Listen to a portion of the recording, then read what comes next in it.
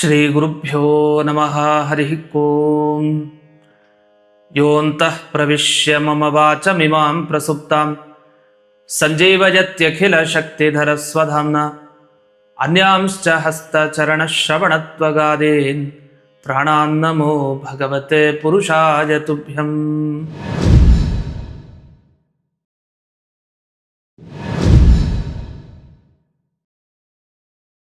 ಆಧ್ಯಾತ್ಮ ಚಿಂತನದ ಎಲ್ಲ ವೀಕ್ಷಕರಿಗೆ ಸ್ವಾಗತ. ಇವತ್ತಿನ ಸಂಚಿಕೆಯಲ್ಲಿ ಒಂದು ಅಪೂರ್ವವಾದ ಷಷ್ಠಿಯ ಬಗ್ಗೆ ನಾವು ಕೇಳಲಿಕ್ಕಿದ್ದೀವಿ. ನಮ್ಗೆ ಹೆಸರು ಹೇಳೋದು ಕೂಡಲೇ ಗೊತ್ತಾಗ್ಬಿಡುತ್ತೆ, ಇವತ್ತೇನೇನು ಮಾಡಬೇಕು ನಮ್ಮ ತಲೆಗೆ ಬರುತ್ತೆ. ಅದೇ ಯಾಕೆ ಮಾಡಬೇಕು, ಏನಕ್ಕೆ ಮಾಡಬೇಕು, ಇದ್ರಿಂದ ನಮಗೇನು ಲಾಭ ಅದು ಗೊತ್ತಿಲ್ಲ ಸರಿಯಾಗಿ. ಅದನ್ನು ತಿಳ್ಕೊಳ್ಳೋದು ತುಂಬ ವಿಷಯ ಇದೆ. ಹಾಗಾದ್ರೆ ಯಾವ ಷಷ್ಠಿ? ಸುಬ್ರಹ್ಮಣ್ಯ ಷಷ್ಠಿ. ಇದನ್ನೇ ಚಂಪಾ ಷಷ್ಠಿ, ಸುಬ್ರಾಯನ ಷಷ್ಠಿ, ನಾಗ ಷಷ್ಠಿ ಅಂತ ಅನೇಕ ಹೆಸರುಗಳಿಂದ ಕರೆಯೋದಿದೆ. ಹಾಗಾದ್ರೆ ಸುಬ್ರಹ್ಮಣ್ಯ ಷಷ್ಠಿಗೆ ಅಷ್ಟೊಂದು ಮಹತ್ವ ಯಾಕೆ? ನೀವು ನಾಗದೋಷ ಅಂತ ಯಾರ್ಯಾರಿಗಿದೆ, ಯಾರಿಗಿರಲ್ಲ ಅಂತ ಕೇಳಬೇಕು. ಎಲ್ರಿಗೂ ಜಾತಕದಲ್ಲಿ ಇರುತ್ತೆ ಏನೋ ಒಂದು ನಾಗದೋಷ. ಸುಬ್ರಹ್ಮಣ್ಯನ ಆರಾಧನೆ ಮಾಡಿದರೆ ಮಾತ್ರ ಪರಿಹಾರ ಆಗೋದು. ಕುಕ್ಕೆ ಸುಬ್ರಹ್ಮಣ್ಯ ಕ್ಷೇತ್ರ, ಘಾಟಿ ಸುಬ್ರಹ್ಮಣ್ಯ ಕ್ಷೇತ್ರ, ಸುಬ್ರಹ್ಮಣ್ಯನ ಅನುಗ್ರಹ ಇಲ್ಲದೇನೆ ನಾಗದೋಷ ಪರಿಹಾರ ಆಗಲ್ಲ. ಅದೇನು ಅಂಥ ಸಂಬಂಧ? ಅದು ಕೂಡ ಈ ಸ್ಕಂದ ಷಷ್ಠಿ ಅಂತ ಕರೆಯುವಂಥ ಈ ಸುಬ್ರಹ್ಮಣ್ಯ ಷಷ್ಠಿ ದಿವಸ ಎಷ್ಟು ನೀವು ಸುಬ್ರಹ್ಮಣ್ಯನ ಆರಾಧನೆ ಮಾಡ್ತೀರೋ ಅಷ್ಟು ಒಳ್ಳೆಯದಾಗತ್ತೆ, ಆ ಎಲ್ಲ ದೋಷ ಪರಿಹಾರ ಆಗುತ್ತೆ. ಇದು ನಮಗೆ ಗೊತ್ತಿರೋ ವಿಷಯ. ಆದರೆ ಯಾಕೆ ಅಷ್ಟೊಂದು ಮಹತ್ವ ಈ ದಿವಸಕ್ಕೆ? ಮತ್ತು ನಾವು ಏನು ಮಾಡಬೇಕಿದ್ದೇ ದಿವಸ ನಮ್ಮ ಎಲ್ಲ ದೋಷಗಳನ್ನು ಪರಿಹಾರ ಮಾಡ್ಕೊಳ್ಳಿಕ್ಕೆ? ಅದು ಮದುವೆ ಆಗದೆ ಇರೋರು ಮದುವೆ ಆಗಬೇಕು ಅಂದರೆ ನಾಗದೋಷ ಪರಿಹಾರ ಆಗಬೇಕು. ಸಂತಾನ ಆಗಬೇಕು, ಇನ್ನೂ ಆಗಿಲ್ಲ ಅಂದರೆ ಅಂಥವರು ನಾಗದೋಷ ಪರಿಹಾರ ಮಾಡ್ಕೊಳ್ಬೇಕು. ಅಥವಾ ಇನ್ನೇನೋ ಮನೆಗಳಲ್ಲಿ ತುಂಬ ಸಮಸ್ಯೆ ಇದೆ, ಯಾವ ಕೆಲಸ ಕೈ ಹಾಕಿದ್ರೂ ತೊಂದರೆ ಆಗ್ತಾ ಇದೆ, ಸರಿ ಆಗ್ತಾ ಇಲ್ಲ, ದೃಷ್ಟಿ ಬೀಳ್ತಾ ಇದೆ, ದೃಷ್ಟಿ ಪರಿಹಾರ ಆಗಬೇಕು, ಅದಕ್ಕೂ ನಾಗದೋಷ ಇರುತ್ತೆ, ನಾಗಗಳ ಅನುಗ್ರಹ ಬೇಕು. ಹಾಗಾದ್ರೆ ಈ ನಾಗಗಳ ಅನುಗ್ರಹ ಪಡಿಬೇಕು ಅಂದ್ರೆ ಏನು? ಸ್ಕಂದ ಷಷ್ಠಿ, ಸುಬ್ರಹ್ಮಣ್ಯ ಷಷ್ಠಿ ದಿವಸ ನೀವು ಎಷ್ಟು ಬ್ರಹ್ಮಚಾರಿಗಳ ಆರಾಧನೆ ಮಾಡ್ತೀರೋ ಅಷ್ಟು ಪುಣ್ಯ.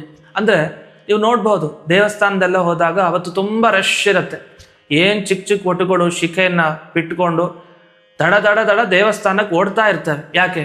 ಎಲ್ಲರೂ ಆ ಚಿಕ್ಕ ವಟುಗಳಿಗೆ ವಾಮನ ನೆನಪಿಸ್ಕೊಳ್ಬೇಕು. ಅವತ್ತು ವಾಮನನ ದರ್ಶನ ತುಂಬ ಆಗುತ್ತೆ. ಅಂದರೆ ಆಗ ತಾನೇ ಉಪನಯನ ಅಥವಾ ಮುಂಜೆಯನ್ನ ಯಾರು ಮಾಡಿಸ್ಕೊಂಡಿರ್ತಾರಂತ ಚಿಕ್ಕ ಚಿಕ್ಕ ಮಕ್ಕಳಿಗೆ ಎಷ್ಟು ನೀವು ತೃಪ್ತಿ ಪಡಿಸ್ತೀರೋ ಅಷ್ಟು ಸುಬ್ರಹ್ಮಣ್ಯನಿಗೆ ತೃಪ್ತಿ ಅಂತೆ.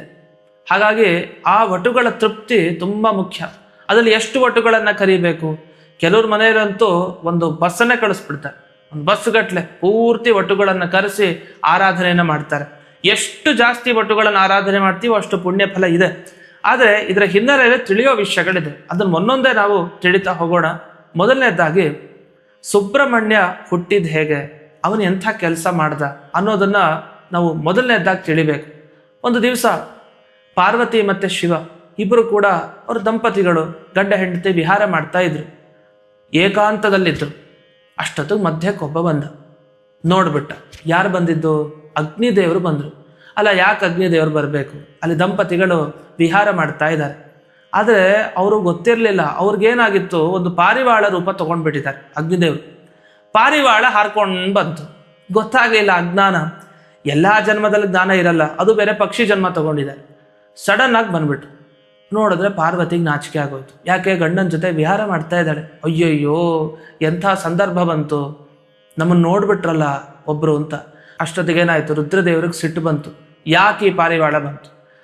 ತುಂಬ ಸಿಟ್ಟು ಬಂದಿದೆ. ಅವರ ವೀರ್ಯ ಏನಿತ್ತು ಅದು ಆಕಾಶಕ್ಕೆ ಹಾರ್ತು ಆ ಕೋಪದಿಂದ. ತಕ್ಷಣ ಆ ವೀರ್ಯವನ್ನು ಧರಿಸ್ಬೇಕಲ್ಲ, ಅದು ಧರಿಸದೇ ಇದ್ರೆ ಇಡೀ ಜಗತ್ತನ್ನು ಸುಟ್ಟಾಕ್ಬಿಡತ್ತೆ. ಯಾಕೆಂದ್ರೆ ಅದು ಕೋಪದಿಂದ ಆ ವೀರ್ಯ ಹೊರಗೆ ಬಂದಿರೋದು ಆಕಾಶದಲ್ಲಿ. ಅದು ಎಲ್ಲಿ ತಾಕತ್ತೋ ಏನಾಗತ್ತೋ ಗೊತ್ತಿಲ್ಲ, ಇಡೀ ಜಗತ್ತನ್ನೇ ಸುಡುವಂಥ ಶಕ್ತಿ ಅದಕ್ಕಿರುತ್ತೆ. ಸರಿ, ಧರಿಸ್ಬೇಕು ಬೇಗ, ಅದು ಭೂಮಿ ಮೇಲೆ ಬೀಳಬಾರ್ದು. ಅದಕ್ಕೆ ಮುಂದೆ ಏನೇನಾಯ್ತು ಅಂದರೆ, ಅಗ್ನಿದೇವರೇ ತಾವು ನಿಜವಾದ ರೂಪ ಧರಿಸ್ಕೊಂಡು ಆ ವೀರ್ಯವನ್ನು ಧರಿಸ್ತಾರೆ. ನಾನು ಧರಿಸ್ತೀನಿ ಅಂತ. ಯಾಕಂದ್ರೆ ನೀವು ಏನೇ ಆಹುತಿ ಕೊಟ್ಟರು ಅಗ್ನಿಯಲ್ಲಿ ಆಹುತಿ ಕೊಡೋದು. ಹಾಗೆ ಆ ವೀರ್ಯವನ್ನು ನಾನು ಆಹುತಿಯನ್ನಾಗಿ ಸ್ವೀಕಾರ ಮಾಡ್ತೀನಿ ಅಂತ ಅಗ್ನಿದೇವರು ಹೊರಟರು. ಯಾಕೆ? ತಾವೇ ತಾನೇ ತಪ್ಪು ಮಾಡಿದ್ದು. ತಪ್ಪು ಮಾಡಿದ್ಮೇಲೆ ತಾವೇ ಇಡೀ ಜಗತ್ತಿಗೆ ಕಂಟಕರಾಗ್ಬಿಡ್ತೀವಿ ಅಂತ ಹೇಳಿ ತಕ್ಷಣ ಹಿಡ್ಕೊಳ್ತಾರೆ ಆ ವೀರ್ಯವನ್ನು. ಆಗ್ಲಿಲ್ಲ, ಅವ್ರಿಗೆ ದಡ ದಡ ಒದ್ದಾಡ್ಬಿಡ್ತಾರೆ ಅಗ್ನಿದೇವರು. ಸೀದಾ ಗಂಗೆಗೆ ಹೋಗುತ್ತೆ. ಗಂಗೆ ಬರ್ತಾಳೆ. ಗಂಗೆ ಬಂದು ಧರಿಸ್ಲಿಕ್ಕೆ ಅಂತ ಹೋಗ್ತಾಳೆ. ಗಂಗೆ ಕೈಲೂ ಆಗಲಿಲ್ಲ ಅದನ್ನು ಧರಿಸ್ಲಿಕ್ಕೆ. ಸರಿ, ಗಂಗೆಯಿಂದನೂ ಕೂಡ ಕೆಳಕ್ಕೆ ಬಿತ್ತು ಆ ವೀರ್ಯ. ಬಂದು ಒಂದು ಜೊಂಡು, ಒಂದು ಹುಲ್ಲಿನ ಒಂದು ಪರಿಸರದಲ್ಲಿ ಬಿತ್ತು. ಬಿದ್ದು ಕೂಡಲೇ ಅಲ್ಲಿ ಸುಬ್ರಹ್ಮಣ್ಯನ ಉತ್ಪತ್ತಿ. ಅಲ್ಲಿ ಸ್ಕಂದ ದೇವರು ಹುಟ್ಟುತ್ತಾರೆ. ಹುಟ್ಟಿದ ಮಗುವಿಗೆ ಈಗ ಶುರುವಾಯಿತು. ಏನು ಶುರುವಾಯಿತು ಅಂದರೆ, ಮಗುವಿಗೆ ಪೋಷಣೆ ಮಾಡೋರು ಯಾರು? ಈಗ ಮೇಲೆ ಪಾರ್ವತಿ ದೇವಿ, ಅಲ್ಲಿ ರುದ್ರದೇವರು ಕೂತಿದ್ದಾರೆ, ಈ ಕಡೆ ಇಲ್ಲಿ ಹುಟ್ಟುಬಿಟ್ಟಿದ್ದಾರೆ. ಹುಟ್ಟಿದ್ಮೇಲೆ ಮಗುವಿಗೆ ಹಾಲು ಕುಡಿಸ್ಬೇಕಲ್ಲ, ಹಾಲು ಕುಡಿಸೋರು ಯಾರು ಅಂತ ಒಂದು ಪ್ರಶ್ನೆ. ಸೀದಾ ಆಗ ಕೃತ್ತಿಕೆ ದೇವತೆಗಳು ಬರ್ತಾರೆ. ಅವರು 6 ಜನ ಬರ್ತಾರೆ. ಯಾಕೆ? ಇವ್ರಿಗೆ 6 ಮುಖ ಈ ಸ್ಕಂದನಿಗೆ. ಹಾಗಾಗಿ 6 ಮುಖದಿಂದ ಅಳ್ತಾ ಇದ್ರೆ ಮಗುವಿಗೆ ಒಬ್ಬಳು ತಾಯಿ ಬಂದು ಕುಡಿಸ್ಲಿಕ್ಕಾಗತ್ತಾ? ಸಮಾಧಾನ ಮಾಡ್ಲಿಕ್ಕಾಗತ್ತಾ? ಬಹಳ ಕಷ್ಟ. ಅದಕ್ಕೆ 6 ಜನ ದೇವತೆಗಳೇ ಬಂದ್ಬಿಡ್ತಾರೆ. ಬಂದು ನಾವು ಈ ಮಗುವಿಗೆ ಹಾಲನ್ನು ಕುಡಿಸ್ತೀವಿ ಅಂತ ಆ ಕೃತ್ತಿಕಾ ದೇವತೆಗಳು 6 ಜನ ಬಂದಿದ್ದಾರೆ. ಬಂದು ಕುಡಿಸ್ತಾರೆ. ತೃಪ್ತಿ ಪಡ್ತು ಮಗು. ಆಮೇಲೆ ಅದೇ ಮಗುವಿಗೆ ಒಂದು ದಿವ್ಯ ಪದವಿ ಸಿಕ್ತು. ಎಲ್ಲ ದೇವತೆಗಳ ಸೇನಾಧಿಪತಿ ಆ ಸ್ಕಂದ. ಅವನೇ ಎಲ್ಲ ಸೇನೆಯನ್ನ ಕರ್ಕೊಂಡು ಹೋಗಿ ದೈತ್ಯರನ್ನ ಸದೆ ಬಡಿಯುವಂಥವ್ನು. ಅಂಥ ದಿವ್ಯವಾದ ಶಕ್ತಿ. ಒಂದ್ಸರಿ ದೊಡ್ಡ ಯುದ್ಧನೇ ನಡೆದ್ಬಿಡುತ್ತೆ. ತಾರಕಾಸುರ ಅಂತ ಒಬ್ಬ ಅಸುರ, ಅವನು ನಿಗ್ರಹ ಮಾಡ್ಲಿಕ್ಕೇನೆ ಹುಟ್ಟಿದವನು ಸ್ಕಂದ ಅಂತ ಪುರಾಣದಲ್ಲಿದೆ. ಇಲ್ಲಾಂದ್ರೆ ಸ್ಕಂದ ಯಾಕೆ ಹುಟ್ಟಬೇಕಾಗಿತ್ತು? ಆ ತಾರಕಾಸುರ ಅಷ್ಟು ಇಡೀ ಜಗತ್ತನ್ನ ಪೀಡೆಗೊಳಿಸಿರ್ತಾನೆ. ದೇವತೆಗಳು ಹೆದರ್ಬಿಟ್ಟಿರ್ತಾರೆ, ಇವನನ್ನು ಹೇಗೆ ಮುಗಿಸೋದು ಅಂತ. ಏನಿಲ್ಲ, ರುದ್ರದೇವರ ಮಗನೇ ಇದು ಮುಗಿಸ್ಲಿಕ್ಕೆ ಸಾಧ್ಯ. ಆ ರುದ್ರದೇವರ ಮಗ ಯಾರು? ಇದೇ ಸ್ಕಂದ. ಸ್ಕಂದ ಹುಟ್ಟಿದ ಮೇಲೆ ಅವನು ದೇವತೆಗಳ ಸೇನಾಧಿಪತಿ ಆಗ್ತಾನೆ. ಮುಂದೆ ಆ ತಾರಕಾಸುರನ ಸಂಹಾರ ಮಾಡ್ತಾನೆ ಅಂತ. ಸರಿ, ಇವನು ಸೇನಾಧಿಪತಿಯಾದ ತಾರಕಾಸುರನ ಸಂಹಾರವನ್ನು ಮಾಡಿದ ದಿವಸ ಯಾವುದು ಅಂದರೆ, ಇದೇ ಸುಬ್ರಹ್ಮಣ್ಯ ಷಷ್ಠಿ ದಿವಸ ತಾರಕಾಸುರನ ಸಂಹಾರ ಮಾಡಿತು. ಹಾಗಾದರೆ ನಮ್ಮ ದುಷ್ಟರು ಯಾರ್ಯಾರಿದ್ದಾರೆ ನಮಗೆ ತೊಂದರೆ ಕೊಡೋರು, ಅವರೆಲ್ಲರ ಸಂಹಾರ ಇವತ್ತಿನ ದಿವಸ ಆ ಸುಬ್ರಹ್ಮಣ್ಯನ ಆರಾಧನೆಯಿಂದ ಆಗುತ್ತೆ. ಅಷ್ಟೇ ಅಲ್ಲದೆ, ಯಾವಾಗ ಇವನು ತಾರಕಾಸುರನ ಸಂಹಾರ ಮಾಡಿದ ಸುಬ್ರಹ್ಮಣ್ಯ, ಆಗ ಎಲ್ಲ ದೇವತೆಗಳು ಬರ್ತಾರೆ. ಎಷ್ಟು ವೈಭವದ ಪೂಜೆಯನ್ನು ಆ ಸುಬ್ರಹ್ಮಣ್ಯನಿಗೆ ಮಾಡ್ತಾರೆ. ಸುಬ್ರಹ್ಮಣ್ಯನಿಗೆ ತುಂಬ ಸಂತೋಷ ಆಗೋಗುತ್ತೆ ಅಂಥ ದಿವಸ. ಹಾಗಾದರೆ ತುಂಬ ಸಂತೋಷ ಪಟ್ಟಂತಹ ದಿವಸ ಸುಬ್ರಹ್ಮಣ್ಯನಿಗೆ ಅದು ಈ ಷಷ್ಠಿ ದಿವಸ. ಹಾಗಾಗಿಯೇ ಈ ಷಷ್ಠಿ ದಿವಸ ವಿಶೇಷವಾಗಿ ಸುಬ್ರಹ್ಮಣ್ಯನ ಆರಾಧನೆಯನ್ನು ನಾವು ಮಾಡಬೇಕು. ಯಾಕೆಂದರೆ ತುಂಬ ಸಂತೋಷದಿಂದ ಇರೋ ವ್ಯಕ್ತಿ ಹತ್ರ ಹೋಗಿ ಕೇಳಬೇಕು, ನೋಡು ನಂಗೆ ತುಂಬ ಕಷ್ಟ ಇದೆ, ಸ್ವಲ್ಪ ನನಗೆ ಅನುಗ್ರಹ ಮಾಡು ಅಂತ.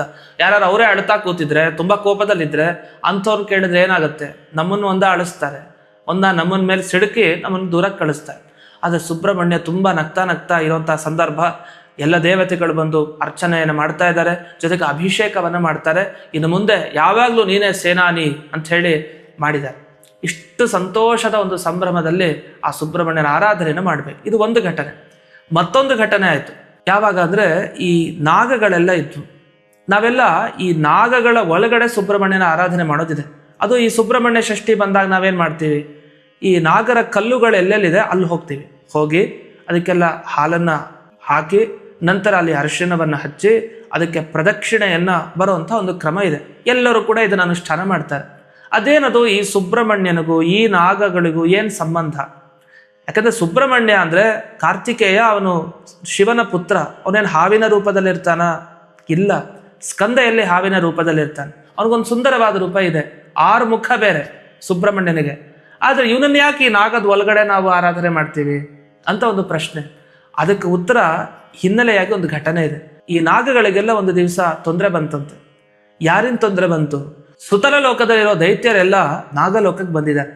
ನಾಗಗಳನ್ನು ಉಳಿಸಬಾರ್ದು, ಇನ್ನು ಜೀವನದಲ್ಲಿ ನಾಗಗಳು ಮತ್ತೆ ನಮಗೆ ಸಿಗಲೇಬಾರ್ದು ಅಂತ ಎಲ್ಲವನ್ನು ಕೊಚ್ಚಾಕ್ಲಿಕ್ಕೆ ಬಂದಿದ್ದಾರೆ ದೈತ್ಯರೆಲ್ಲ. ಅವಾಗ ನಾಗಗಳಿಗೆ ಭಯ ಆಗೋಯಿತು, ಶರಣಾಗತಿಯನ್ನು ಹೊಂದುತ್ತಾರೆ. ಆಗ ಬಂದಿದ್ದೇ ಕಾಪಾಡಲಿಕ್ಕೆ ಸುಬ್ರಹ್ಮಣ್ಯ. ಆ ಕಡೆಯಿಂದ ಬಂದು ಎಲ್ಲ ದೈತ್ಯರನ್ನ ಓಡಿಸಿ ತಾನು ನಾಗಗಳಿಗೆ ರಕ್ಷಣೆಯನ್ನು ಮಾಡ್ತಾನೆ. ಆಗ ನಾಗಗಳು ಎಲ್ಲ ಪೂಜೆಯನ್ನು ಮಾಡ್ತಾರೆ. ಯಾರಿಗೆ? ಸುಬ್ರಹ್ಮಣ್ಯನಿಗೆ. ಸುಬ್ರಹ್ಮಣ್ಯ ಹೇಳ್ತಾನೆ, ನೀವಿನ್ನು ಯೋಚಿಸಬೇಡಿ, ಇನ್ನು ಮೇಲೆ ನಿಮ್ಗೆ ಯಾವುದೇ ದೈತ್ಯರ ಹಾವಳಿ ಅನ್ನೋದು ಆಗೋದಿಲ್ಲ, ನಾನು ಅಭಯವನ್ನು ನಿಮಗೆ ನೀಡ್ತೀನಿ ಅಂತ ಎಲ್ಲ ನಾಗಗಳಿಗೆ ಸುಬ್ರಹ್ಮಣ್ಯ ಅನುಗ್ರಹವನ್ನು ಮಾಡ್ತಾನೆ. ಅವತ್ತಿನ ದಿವಸ ಇನ್ನೊಂದು ಅನುಗ್ರಹ ಆಯಿತು. ಏನಂದರೆ, ಆ ನಾಗಗಳೆಲ್ಲ ಕೇಳ್ಕೊಳ್ತವೆ, ಅಲ್ಲ ನೀನು ಬಂದು ಇವತ್ತು ಸರಿ ಹೋಯಿತು, ಇನ್ನು ಮುಂದೆ ಕಥೆ ಏನು? ನೀ ನಮ್ಮ ಜೊತೆ ಇರಲ್ವಲ್ಲ, ಯೋಚನೆ ಮಾಡಬೇಡಿ, ಎಲ್ಲ ನಿಮ್ಮ ಒಳಗಡೆ ನಾನು ಒಂದು ರೂಪದಿಂದ ಇರ್ತೀನಿ ಅಂತ. ಹಾಗಾದರೆ ಯಾವುದೇ ನಾಗಗಳಿರಲಿ, ಸರ್ಪಗಳು, ಅವುಗಳ ಒಳಗಡೆ ಸುಬ್ರಹ್ಮಣ್ಯನ ಒಂದು ಸನ್ನಿಧಾನ ಇದೆ. ಅವತ್ತೇ ಅವನು ಅನುಗ್ರಹ ಮಾಡ್ದ. ಹಾಗಾಗಿ ನಾಗಗಳಿಗೆ ಹೊಡೆಯೋದು, ಯಾವುದೋ ನಮ್ಮ ಪೂರ್ವಜರು ನಾಗಗಳಿಗೆ ಹೊಡೆದಿದ್ರೆ ಅಥವಾ ಯಾರೋ ಹೊಡೆಯೋರು ಅದನ್ನು ನಾವು ನೋಡಿದರೆ ಆವಾಗ ನಮಗೆ ನಾಗದೋಷ ತಟ್ಟತ್ತೆ. ಆ ನಾಗದೋಷ ಪರಿಹಾರಕ್ಕೋಸ್ಕರ ಈ ಸುಬ್ರಹ್ಮಣ್ಯ ಷಷ್ಠಿ ದಿವಸ ವಿಶೇಷವಾಗಿ ಆ ನಾಗಗಳ ಆರಾಧನೆ ಮಾಡೋದು ಅಂದೇನರ್ಥ, ನಾಗಗಳ ಒಳಗಡೆ ಇರೋ ಆ ಸುಬ್ರಹ್ಮಣ್ಯ ದೇವರ ಆರಾಧನೆಯನ್ನು ಮಾಡೋದು ಅಂತ ಅರ್ಥ. ಈ ರೀತಿಯಲ್ಲಿ ಇದೊಂದು ಘಟನೆ ಇದೆ. ಈ ನಿಟ್ಟಿನಲ್ಲಿ ನಾಗಗಳಿಗೆ ಹೋಗಿ ಹಾಲನ್ನು ಎರೆದು ವಿಶೇಷವಾಗಿ ಅವುಗಳ ಆರಾಧನೆ ಮಾಡೋದು ಬಹಳ ವಿಶೇಷ. ಇದು ಒಂದು ವಿಷಯ. ಇನ್ನು ಕೊನೆಯದಾಗಿ ನಾಗಾರಾಧನೆಯನ್ನು ಎಲ್ಲಿ ಮಾಡಬೇಕು? ಒಂದು ನಾಗ ಕಲ್ಲುಗಳಿವೆ, ನಾಗ ಪ್ರತಿಷ್ಠೆ ಅಂತ ಏನೋ ಮಾಡಿರ್ತೀವಿ, ಅದು ಕೂಡ ಒಂದು. ಈಗ ಕೆಲವು ದೋಷ ಪರಿಹಾರಕ್ಕೋಸ್ಕರ ನಾವೇಗೆಲ್ಲೋ ಈ ಕುಕ್ಕೆ ಸುಬ್ರಹ್ಮಣ್ಯ ಕ್ಷೇತ್ರದಲ್ಲೋ ಅಥವಾ ಇನ್ಯಾವುದೋ ಪವಿತ್ರ ಕ್ಷೇತ್ರದಲ್ಲಿ ನಾಗ ಪ್ರತಿಷ್ಠೆಯನ್ನು ಮಾಡಿರ್ತೀವಿ ಅಂತ ಇಟ್ಕೊಂಡು, ಯಾರು ಮಾಡಿರ್ತಾರೆ ಹೀಗೆ ಆ ನಾಗ ಪ್ರತಿಷ್ಠೆ ಮಾಡಿದ ಆ ಕಲ್ಲಿಗೆ ಹೋಗಿ ವಿಶೇಷವಾಗಿ ಆರಾಧನೆ ಮಾಡಬೇಕು. ಯಾಕೆ? ಯಾವಾಗಲೋ ದೋಷ ಬಂದಿತ್ತು ಒಂದು ಪರಿಹಾರಕ್ಕೊಂದು ಪ್ರತಿಷ್ಠೆ ಮಾಡಿದ್ರಿ, ಅದಕ್ಕೆ ಪೂಜೆ ಆಗ್ತಾ ಇದೆಯೋ ಇಲ್ವೋ ಯಾರು ನೋಡೋದು ಮತ್ತೆ? ಯಾಕಂದರೆ ಒಮ್ಮೆ ಪ್ರತಿಷ್ಠೆ ಮಾಡಿದ ಮೇಲೆ ಒಂದು ನಾಗವನ್ನು ಪ್ರತಿ ವರ್ಷ ಅದಕ್ಕೆ ಪೂಜೆಗಳು ಸಲ್ತಾ ಇರಬೇಕು. ಪೂಜೆ ಸಲ್ಲಿಲ್ಲ ಅಂದರೆ ಮತ್ತೆ ಅದರ ಬಾಧೆ ನಮಗೆ ತಟ್ಟತ್ತೆ. ಹಾಗಾಗಿ ನಾಗ ಪ್ರತಿಷ್ಠೆಯನ್ನು ಮಾಡಿದರೆ ಅಂಥವರು ಆ ನಾಗಗಳಿಗೆ ಹೋಗಿ ಅವಶ್ಯವಾಗಿ ಪೂಜೆಯನ್ನು ಮಾಡಲೇಬೇಕು. ಇದು ಒಂದು ಕ್ರಮ. ಆದರೆ ಇನ್ನೊಂದು ತುಂಬ ಸಂತೋಷ ಆಗೋದು ಸುಬ್ರಹ್ಮಣ್ಯನಿಗೆ ಯಾವಾಗ ಅಂದರೆ ವಟುಗಳು, ಬ್ರಹ್ಮಚಾರಿಗಳ ಆರಾಧನೆ. ಹಾಗಾಗಿ ಯಾರ್ಯಾರು ವೇದ ಓದ್ತಾ ಇರ್ತಾರಲ್ಲ, ಶಾಸ್ತ್ರ ಓದ್ತಾ ಇರ್ತಾರಲ್ಲ, ಆ ಗುರುಕುಲಗಳಿಗೆ ಹೋಗಬೇಕು. ಆ ಗುರುಕುಲದಲ್ಲಿರುವಂಥ ಮಕ್ಕಳ ವಿಶಿಷ್ಟವಾದ ಒಂದು ಸೇವೆಯನ್ನು ಅವತ್ತು ಮಾಡಬೇಕು. ಏನು ಸೇವೆ ಮಾಡಬೇಕು? ಚಿಕ್ಕ ಮಕ್ಕಳನ್ನು ಕರೆದು ಅವರ ಪಾದವನ್ನು ತೊಳಿಬೇಕು. ಪಾದ ತೊಳೆದು ನಂತರ ತುಂಬ ಇಷ್ಟ ಏನು ಮಕ್ಕಳಿಗೆ, ಹಣ್ಣು ಅದು ಇದು ಎಲ್ಲ ಇಷ್ಟ, ಅದನ್ನು ಮುಂದೆ ಇಡಬೇಕು. ಒಂದು ಜನಿವಾರ, ಗೋಪಿ ಚಂದನ ಮತ್ತು ದಕ್ಷಿಣೆ, ಒಳ್ಳೆ ದಕ್ಷಿಣೆಯನ್ನು ಇಡಬೇಕು.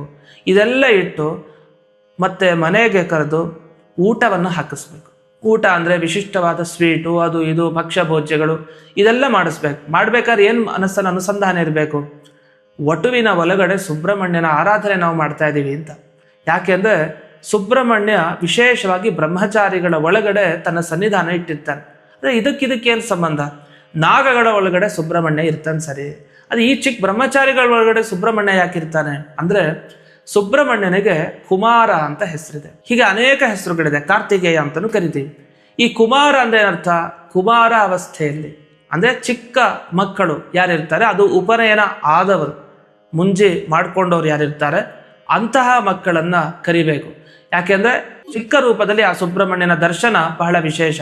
ಹಾಗಾಗಿ ಎಲ್ಲ ಕುಮಾರರ ಒಳಗಡೆ ಆ ಸುಬ್ರಹ್ಮಣ್ಯ ಇರ್ತಾನೆ. ಹಾಗಾಗಿ ಈ ವಟುಗಳ ಆರಾಧನೆ ವಿಶೇಷವಾಗಿ ನಡೆಸಬೇಕು. ಅದರಲ್ಲೂ ಕನಿಷ್ಠ ಪಕ್ಷ 8 ಬ್ರಹ್ಮಚಾರಿಗಳ ಆರಾಧನೆಯನ್ನು ವಿಶೇಷವಾಗಿ ಮಾಡಬೇಕು. ಅಂದರೆ 8 ಚಿಕ್ಕ ಮಕ್ಕಳನ್ನು ಕರೆದು ವಿಶಿಷ್ಟವಾಗಿ ಆರಾಧನೆ ಮಾಡೋದು. ಅಂದರೆ ಉಟ್ಕೊಳ್ಳಿಕ್ಕೆ ಒಳ್ಳೆಯ ವಸ್ತ್ರ ಮತ್ತು ಮಕ್ಕಳಿಗೆ ಏನೇನು ಉಪಯುಕ್ತವಾದದ್ದಿದೆ ಅದನ್ನೆಲ್ಲ ಕೊಡ್ಬೋದು. ವಿಶೇಷವಾಗಿ ಹಣ್ಣು, ದಕ್ಷಿಣೆ ಇದೆಲ್ಲ ಇದ್ದೇ ಇರಬೇಕು. ಅದರ ಜೊತೆಗೆ ಸ್ವೀಟು ಇತ್ಯಾದಿಗಳು ತೃಪ್ತಿ ಎಷ್ಟು ಸಾಧ್ಯನೋ ಆ ಮಕ್ಕಳಿಗೆ ಅಷ್ಟು ತೃಪ್ತಿಯನ್ನು ಪಡಿಸ್ಬೇಕು. ಸಂತೋಷದಿಂದ ಅವುಗಳು ಹೋಗ್ಬೇಕು ಮಕ್ಕಳೆಲ್ಲ. ಆ ರೀತಿ ನೋಡ್ಕೊಬೇಕು. ಅದರಲ್ಲಿ 8 ಬ್ರಹ್ಮಚಾರಿಗಳನ್ನು ಕರೆದು 8 ನಾಗಗಳ ಚಿಂತನೆಯನ್ನು ಮಾಡಬೇಕು.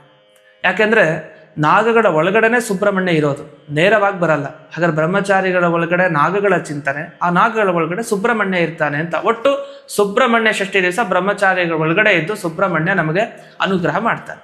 ಹಾಗಾದರೆ 8 ನಾಗಗಳ ಹೆಸರೇನು ಅಂದಾಗ ಶೇಷ, ವಾಸುಕಿ, ತಕ್ಷಕ, ಕರ್ಕೋಟಕ, ಪದ್ಮ, ಮಹಾಪದ್ಮ, ಶಂಖಪಾಲ, ಕುಲಿಶ. ಹೀಗೆ ಆ ಒಂದೊಂದು ಕಡೆನೂ ಕೂಡ ಅಂದರೆ ಒಬ್ಬೊಬ್ಬ ಬ್ರಹ್ಮಚಾರಿಯೂ ಕೂಡ ಒಂದೊಂದು ರೂಪವನ್ನು ಚಿಂತನೆ ಮಾಡಿ ಆರಾಧನೆ ಮಾಡೋದು. ಇದೆಲ್ಲ ಸಮರ್ಪಣೆ ಆ ಒಳಗಡೆ ಇರೋ ನಾಗಗಳಿಗೆ, ಅಲ್ಲಿ ಒಳಗಡೆ ಇರೋ ಸುಬ್ರಹ್ಮಣ್ಯನಿಗೆ ಅಂತ.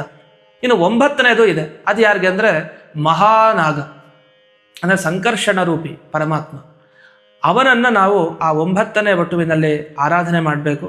ಹೀಗೆ ಆರಾಧನೆಯನ್ನು ಮಾಡಿದರೆ ನಮಗೆ ಎಲ್ಲ ತರಹದ ದೋಷಗಳು, ಯಾರ್ಯಾರ ಜಾತಕದಲ್ಲಿ ನಾಗದೋಷ ಇದೆ, ಏನೇನು ತೊಂದರೆಗಳಿದೆ ಜೀವನದಲ್ಲಿ, ಆ ಎಲ್ಲ ತೊಂದರೆಗಳು ಕೂಡ ಪರಿಹಾರ ಆಗೋದ್ರಲ್ಲಿ ಸಂಶಯವೇ ಇಲ್ಲ. ಖಂಡಿತ ಆ ಎಲ್ಲ ದೋಷಗಳು ಪರಿಹಾರ ಆಗುತ್ತೆ. ಈ ರೀತಿಯಲ್ಲಿ ಎಲ್ಲರೂ ಕೂಡ ಸುಬ್ರಹ್ಮಣ್ಯ ಷಷ್ಠಿ ಬಂದಾಗ ವಿಶೇಷವಾಗಿ ಆ ನಾಗಗಳ ಆರಾಧನೆ ಅಂದರೆ ಸುಬ್ರಹ್ಮಣ್ಯನ ಆರಾಧನೆ, ಅಂದರೆ ಒಳಗಡೆ ಇರೋ ಮುಖ್ಯ ಪ್ರಾಣನ ಒಳಗಡೆ ಇರೋ ಸಂಕರ್ಷಣ ರೂಪಿ ಪರಮಾತ್ಮನ ಆರಾಧನೆ ಅಂತ ಭಾವಿಸ್ತಾ ಎಲ್ಲರೂ ವಿಶೇಷವಾಗಿ ಆರಾಧನೆ ಮಾಡಿ. ಇನ್ನೊಂದು ತಪ್ಪದೆ ಈ ಆರಾಧನೆಯನ್ನು ಪ್ರತಿನಿತ್ಯ ಮಾಡಲಿಕ್ಕಾದ್ರೆ ಅವತ್ತಿನಿಂದ ಮುಂದುವರಿಸ್ಬಿಡಿ. ಅವತ್ತು ಒಂದೇ ದಿವಸ ಅಂತಲ್ಲ, ಆದರೆ ಹಾಗಂತ ಪ್ರತಿನಿತ್ಯ ಬ್ರಹ್ಮಚಾರಿಗಳನ್ನ ಅಷ್ಟೊಂದು ಕರೀಲಿಕ್ಕೆ ಸಾಧ್ಯವೇ ಅಂದರೆ ಬ್ರಹ್ಮಚಾರಿಗಳನ್ನು ಕರೆಯೋದು ನೀವು ವರ್ಷಕ್ಕೊಮ್ಮೆ ಕರೀತಿರೋ 2 ಸರಿನೋ ಪ್ರತಿ ಷಷ್ಠಿನೂ ಕೂಡ ಮಾಡೋದಿರುತ್ತೆ.